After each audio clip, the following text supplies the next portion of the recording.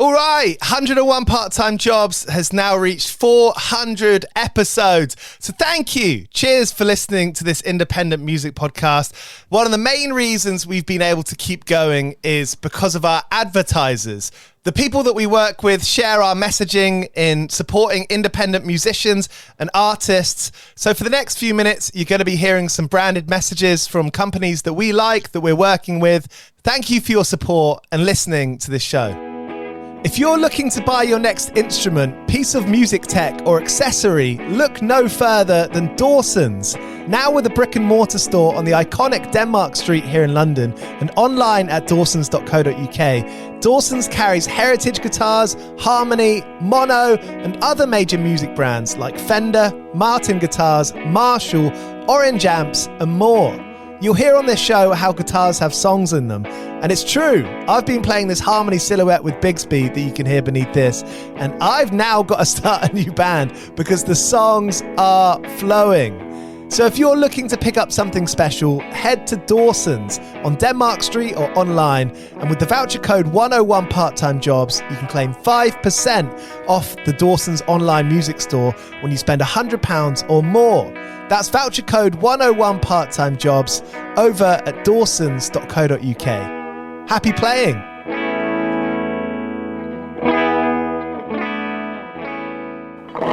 Hey, do you play in bands? I did for the longest time.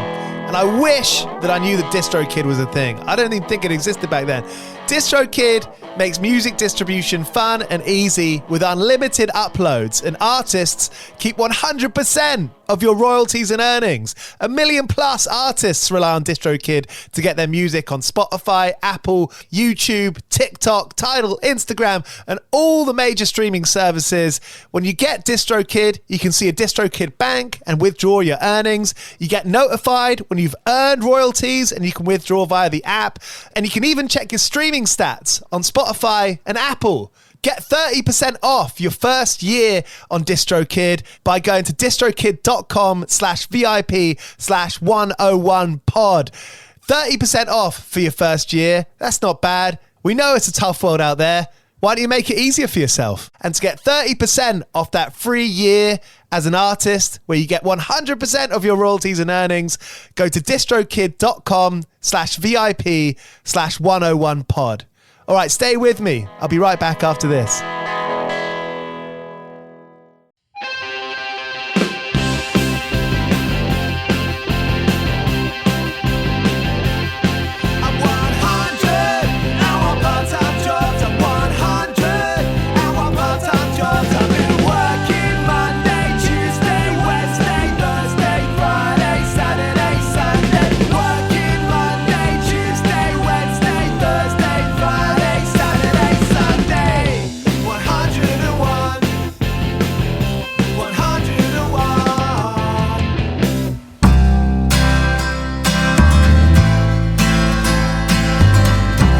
You're listening to 101 Part-Time Jobs with me, Giles Bidder. It's where we hear from musicians and artists about all the different work that goes in behind writing a record, recording it, and going on tour. Everyone knows that musicians don't make any money at the moment in the streaming era, and this is where we hear about how artists survive. On today's episode, we hear from Elias Rønnenfelt, who we know as the singer of Iceage from Norway. His debut solo album is coming out tomorrow. It's called Heavy Glory. And on these songs, Elias just bleeds song. He's got such a way of capturing a moment, and I'm here for it. This record is really, really great.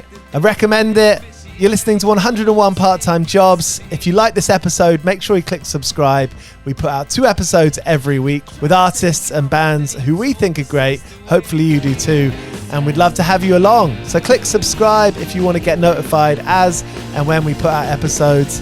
After the break, it's my conversation with Elias Rønnenfelt. 101 Part-Time Jobs. As far as putting out the record, you know, record's done. Yeah.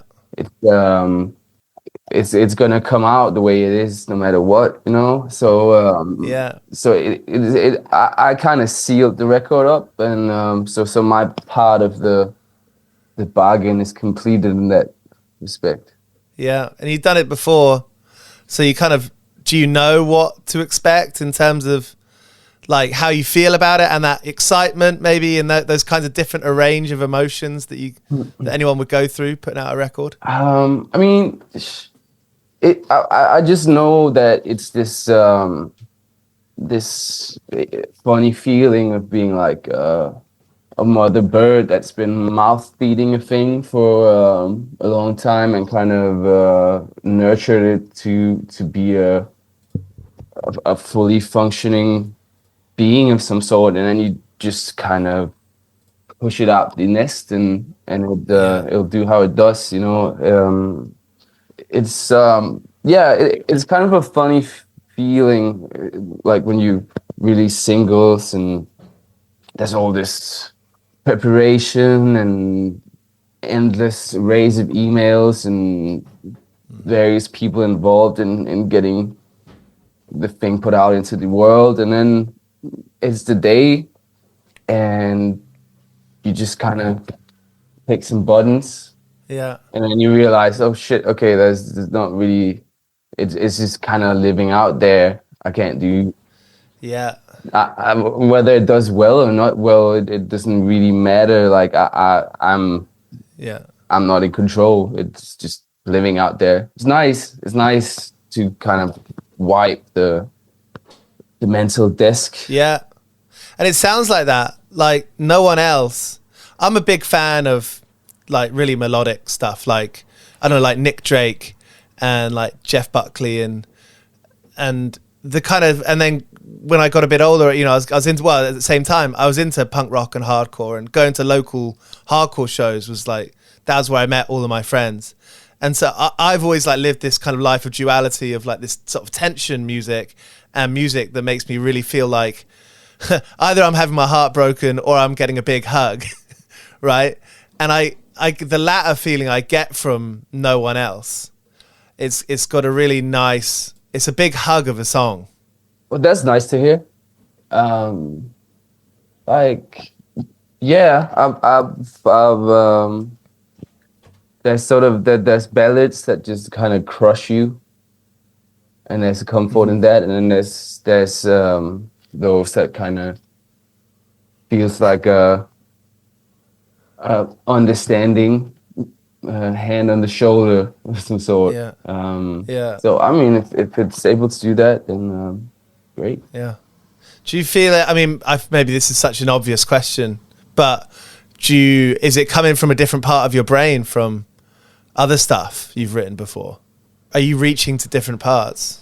No, I mean, I think it's just informed by the life that leads up to and surrounds it, and of course, like experience, and you know, you grow as a Yeah.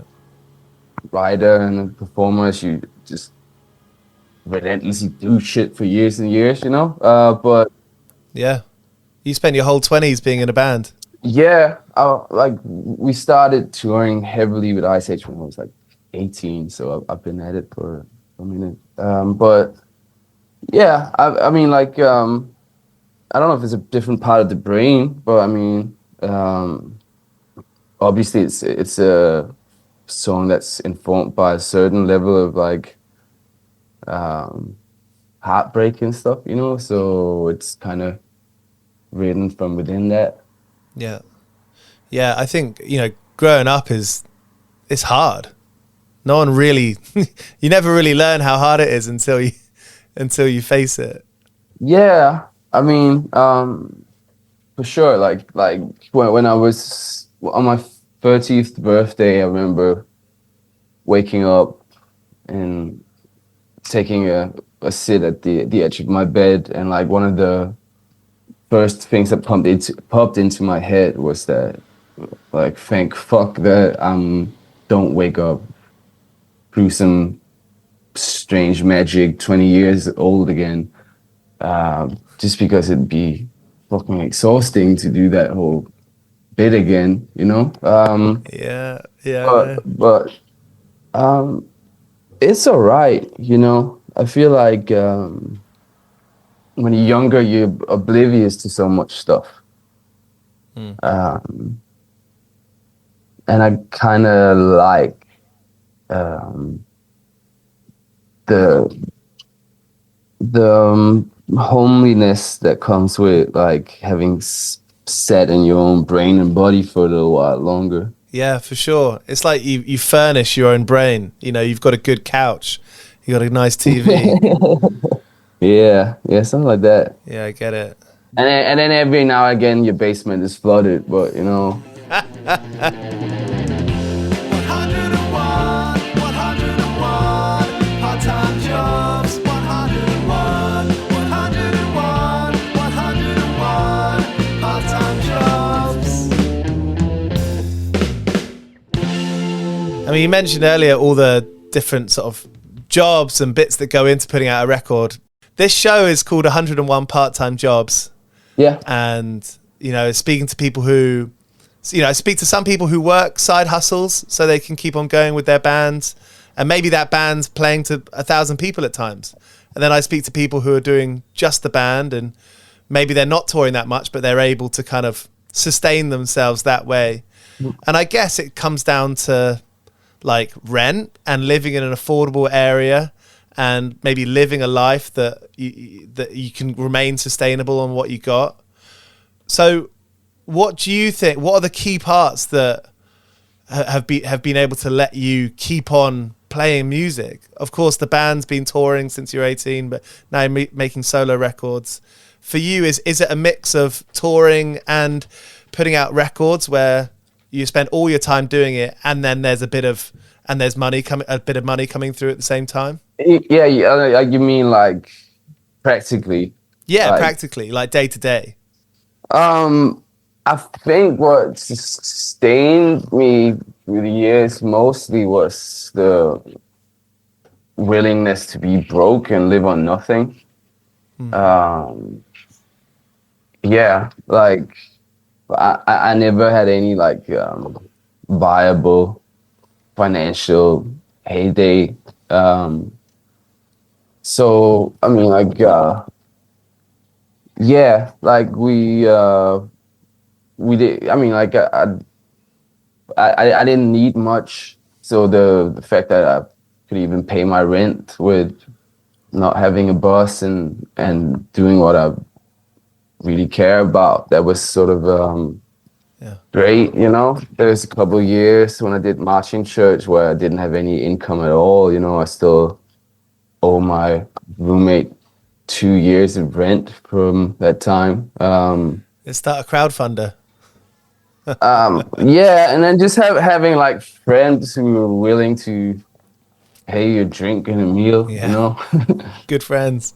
So it's just like that was it, like doing the music, making the music. That's the thing. That's the big thing. Yeah, and I had like a kind of a steadfast sort of principle thing going on in my brain that I did not want to take a side hustle or job.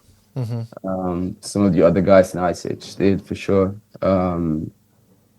But yeah, just pretty good at navigating being broke a lot of the time. And yeah, I like last year I did like a relatively short-lived side gig at a bar, but now I thankfully started playing shows on my own and I don't have to do that. Yeah.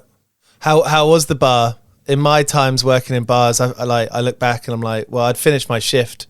And then because I felt like I'd been working, I'd want to go out and, you know, have more drinks after the shift. It's kind of a bit of a cycle working at the bar.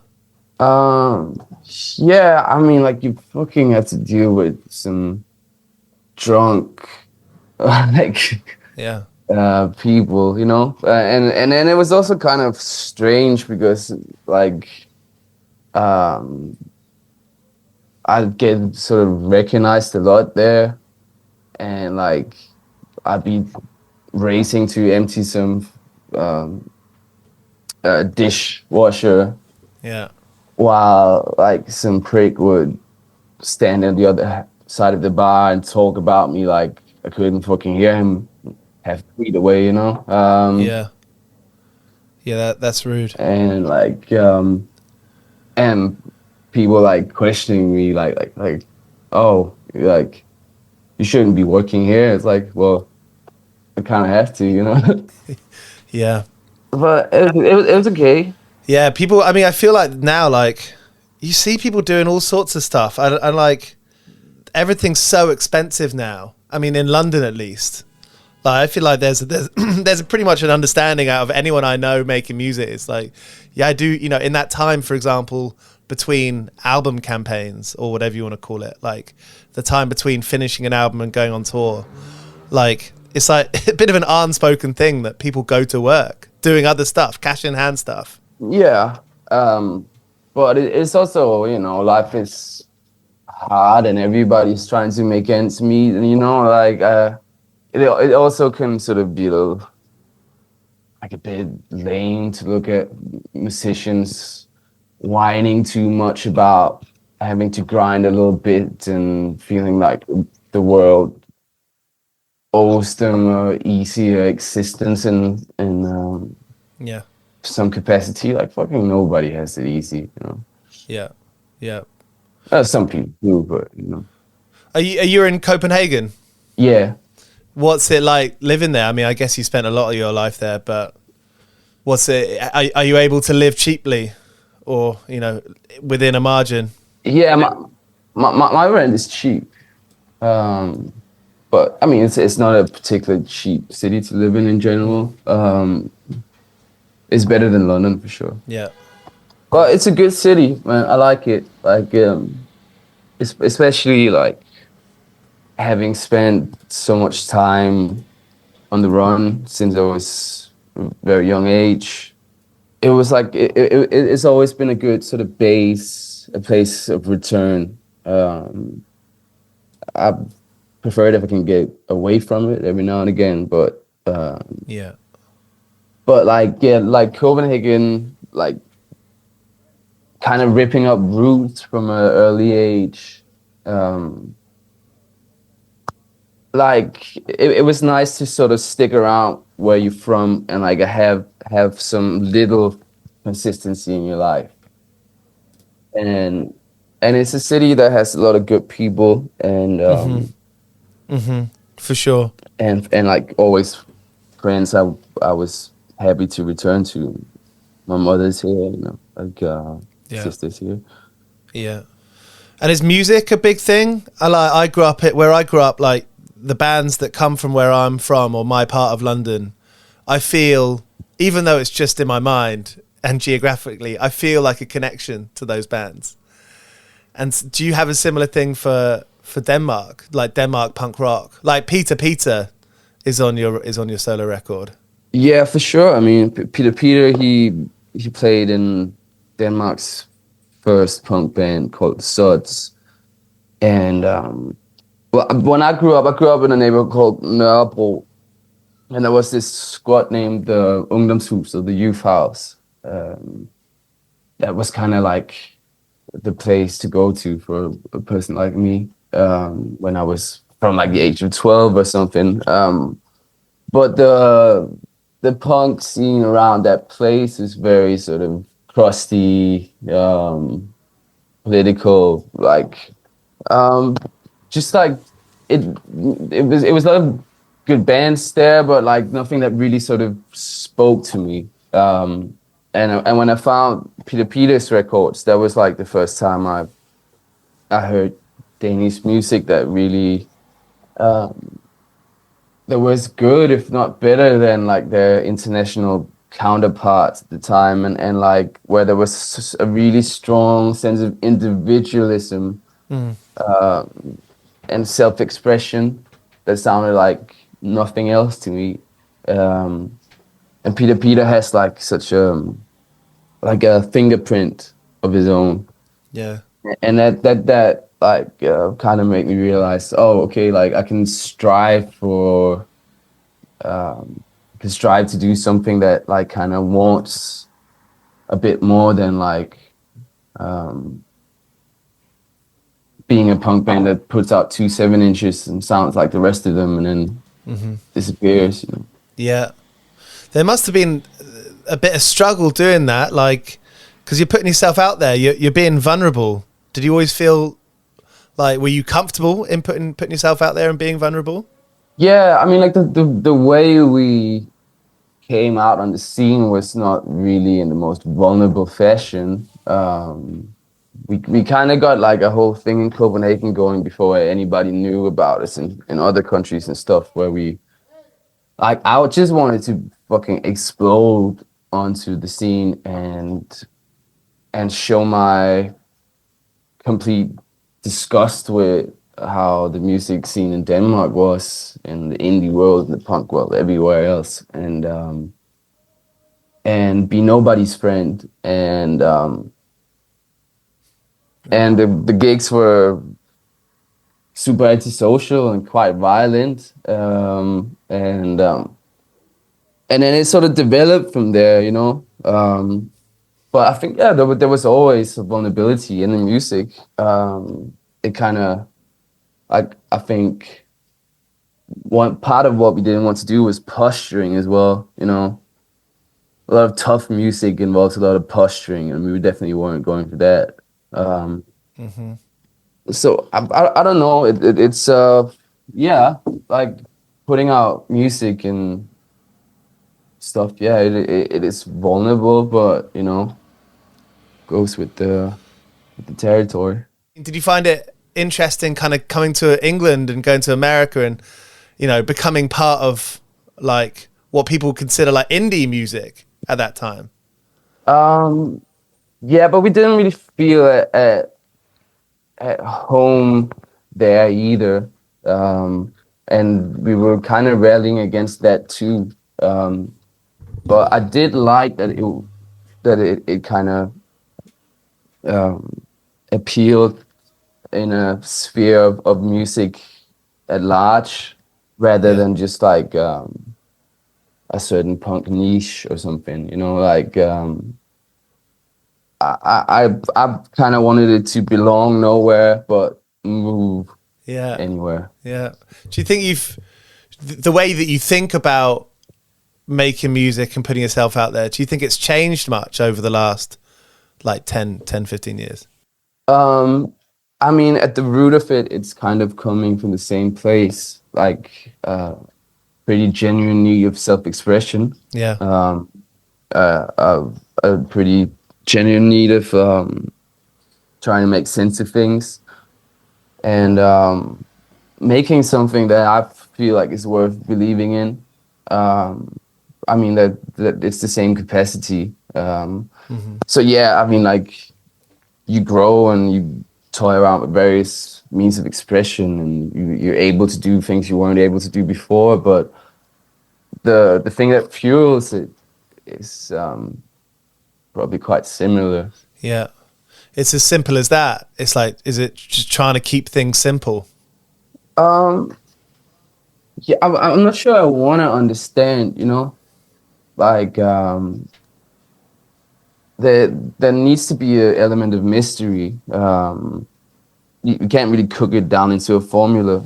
But yeah, I mean, it's just become such a necessary way of distilling life as it goes on into something that makes sense. Like it's these records that has been lining up through these years are kind of documents of whatever the fuck was going on at the time, and I wouldn't really be able to make sense of things without him. Yeah. Yeah, maybe you can only really make sense of them 10 years down the line. Yeah, I mean, I don't know. Like, I feel like every record I ever put out was a pretty direct reflection of exactly where or what was going on at the given time. And then I'm happy about them because they were that, and then I don't listen back too much. But yeah. But yeah, it's I don't feel like it's something I could not do.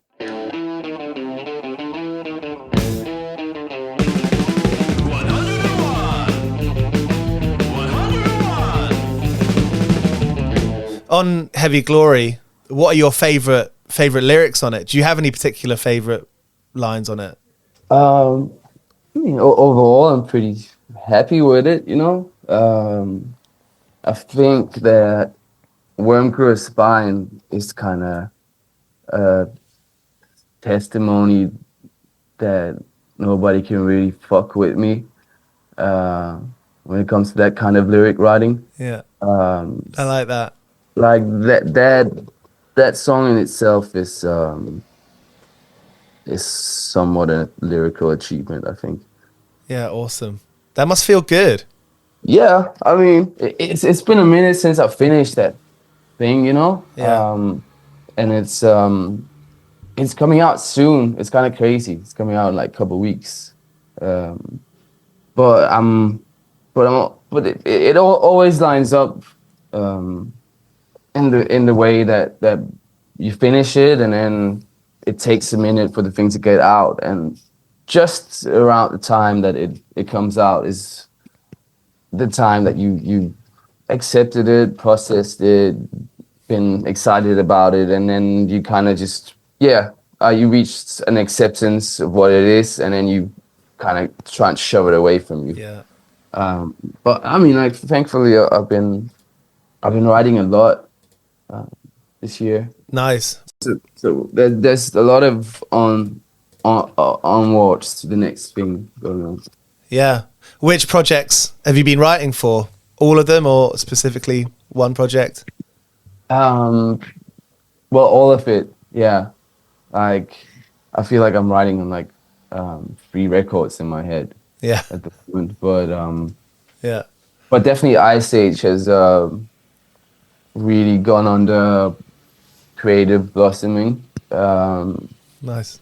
Like way too many ideas to even find the time to work on.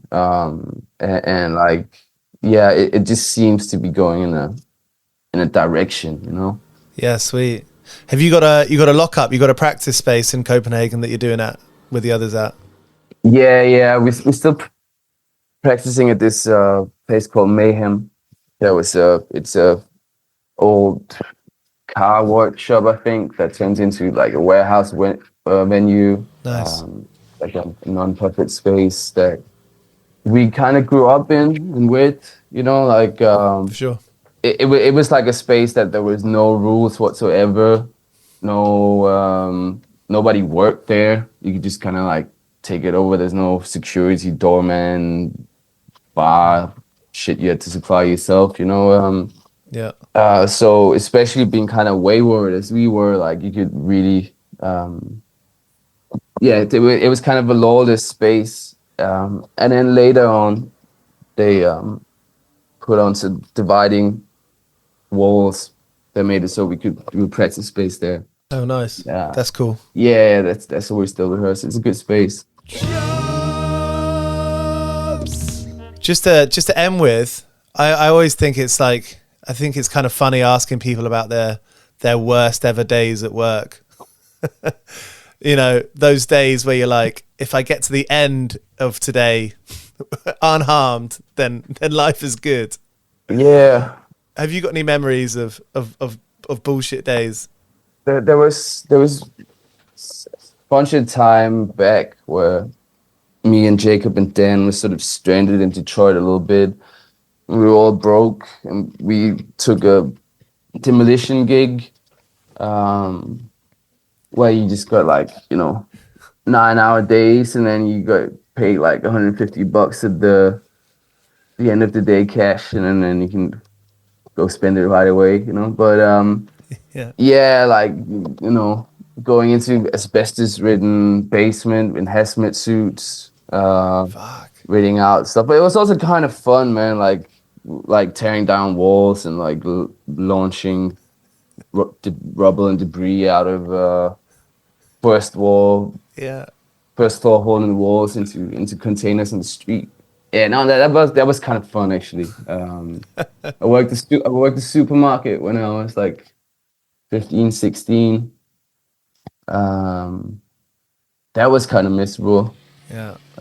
Just boring. Yeah, I mean, I remember the day I quit, where like there was this boy working there, and like whether I was working like the behind the scenes stashing things or like bottle what do you call it, like Recycling or yeah, you know, like bottle recycling or whatever I was doing, or stashing up various things. Like this guy, if he was working the same day, I never had exchanged a word with him, but like he would pop his head in, and then he had kind of like a sort of like a mean old face, even though he was a young boy. And like he would say like something akin to like, "Ain't going too fast, huh?" And I'd be like, just kind of, and then he'd disappear again, and yeah, it was just kind of like this mysterious figure that would rub shit in my face. Like he didn't even look at the speed of which I was doing things. Yeah. But then eventually we got put on a test together, which was taking all the bottles from the basement of the store and then about a kilometer down the street to like a storage thing, and it's a real bitch of a job. Like it's you should take these huge bags filled with bottles and through the narrow aisles and knock everything over, and they kind of just a pain to transport. Yeah. So we go down there and we open up the storage space, and he's like, "Okay, I'm gonna sort out these boxes, and like you go take the first round." And he's like strangely nice. I'm like, okay, maybe he's not so bad after all. And yeah, I go take the first round, knock everything over, collect everything. It's horrible, and I come back, and he's sitting on a stoop right next to the storage, smoking a cigarette, and he's laughing in my face, saying, "Ain't going too fast, huh?" And then I just shove him up against the wall and says like, "Don't think about saying that ever again." And then I march into the office and I quit. Damn. And the boss is like a whole chapter in his own. He was fucking dickhead as well. So damn. Yeah. Heavy. So you could have you I mean, look, I don't celebrate fighting or anything, but can you hold yourself own in a fight? Certainly gotten the shit kicked out of me a few times before, but you know, it all depends. I'm a runner. When I was growing up, and we used to get people trying to fight us, I would always run. Yeah, I mean, like there was like the neighborhood around the Scott that I talked about earlier had these teams for like young punks and like gay youth and brown kids where you could learn how to fend for yourself if somebody was harassing you. Oh damn! And it wasn't martial arts. They were just teaching like dirty fighting. You know, they taught you how to punch and kick proper, but like just like dirty tricks like taking your keys and like because like you're young, you're weaker, you're probably outnumbered. So they were kind of just teaching kids the mean to survive. Yeah. And that was helpful, you know. Yeah, big time. That's mad, isn't it? Props to those. It's nice that there was a group of people doing that, helping people who maybe couldn't defend themselves, you know, against so many people. Yeah, and it's good because like, I mean, like, violence is fucking horrible, but like at least when shit occurs, then you're not a total stranger to it. So there was Elias Rønnenfelt here on 101 Part-Time Jobs. His excellent solo debut record, Heavy Glory, is out tomorrow. I recommend you get listening to that. Cheers for listening to this episode. If you enjoyed it, you can subscribe and make sure you get notified every time we put out an episode. We'd love to have you along for that. Hope you have a great weekend and see you next Tuesday when we've got an episode with Get Down Services. See you then. 101 Part-Time Jobs is hosted by Giles Bidder and produced by me, Olivia Swash. This has been a Mighty Moon Media production.